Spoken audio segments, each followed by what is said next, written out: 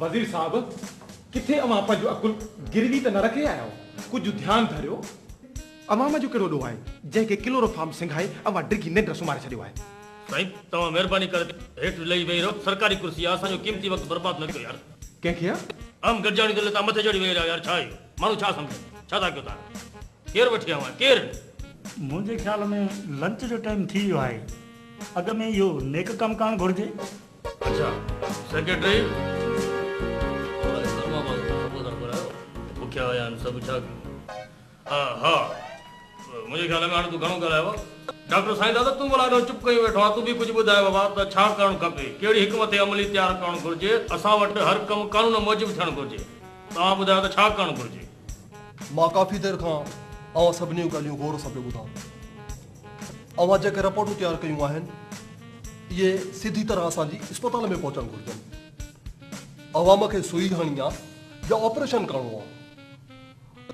फट नासूर करे वियो आहे या धप करे वियो आहे इहे त सभु असांजे शोबे जा सुवाल आहिनि न इलाज बि असां ई कंदासीं तोखे कहिड़ी ख़बर तव्हांजो वक़्तु पूरो थी वियो आहे ज़रे ज़रे सुई ऑपरेशन वढ टुक ॼण कुझु ॾिठो ई कोन अथव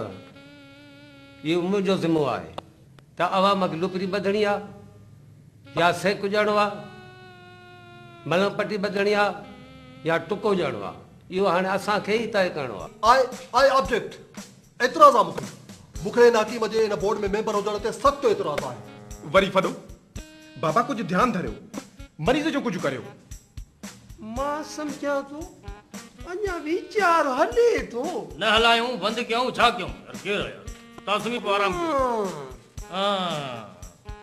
वज़ीर साहब हिन मामले बाबति मां अव्हां खां रोलिंग थो करां अरे बाबा मां छो रोलिंग ॾियां मां कोई स्पीकर आहियां छा तूं हीअं करे हा न त अधु तादाद हकीमनि जो रखे अधु तादाद डॉक्टरनि जो रखे हाणे ॾे मूं छो छो छो न साईं न इहो न थींदो ईअं अॻे आदमशुमारी खे तव्हां वठो त हकीमनि खां असां डॉक्टरनि जो अंगू जेको आहे सो ट्रेन ते हो ऐं हिननि वटि त सर्टिफिकेट बि त कूड़ा आहिनि न असां ते इल्ज़ाम तराशी न कर रबड़नि जी गोलियूं कननि में विझी डॉक्टर थियण त सवलो आहे एक्सक्यूज़ मी ही असेंबली न आहे हिते पार्लियामेंट्री लैंग्वेज ॻाल्हायो हाणे वरी अंग्रेज़ी में ॻाल्हाए ए मियां सिंधी में ॻाल्हाए ॿिया बि सम्झनि ॿिया बि सम्झनि मुंहिंजे लाइ तूं चई छा साहिबो